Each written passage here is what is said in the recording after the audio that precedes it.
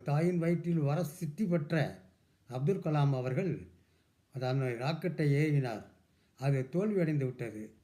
அதை தோல்வியடைந்து விட்டது என்று பின்வாங்கவில்லை. மீண்டும் அதை ஆராய்ச்சி செய்தார். அப்பொழுது ஆராய்ச்சி செய்யும்போது ஒரு தனியாக ஒரு வீட்டிலே இருந்து உள்புறமும் வெளிப்புறமும் பூட்டை பூட்டிவிட்டு உள்ளே இருந்து ஆராய்ச்சி செய்தார்.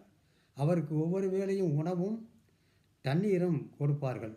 அதை ஒரு அறையிலே சென்று ஒரு சிறிய பொந்து வழியாக வைத்துவிட்டு வந்துவார்கள். அதை அவர் எடுத்து சாப்பிடுவார். பல நாட்கள் 10 நாளா 20 நாளா என்று தெரியவில்லை, அது ஞாபகம் இல்லை. அதற்கு பின்பு அவர் வெளியே வந்தார். வெளியே வந்தபோது அந்த வெளிக்கதவும் பூட்டி இருந்தது. அதை திறக்க செய்து வெளியே வந்தார். அவர் ஆராய்ச்சியிலே வெற்றி பெற்று விட்டார். அப்படிப்பட்டவருக்கு அந்த ஆராய்ச்சி வெற்றி அடைய என்ன காரணம் என்றால் இந்த பிட்யூட்டரி சுரப்பி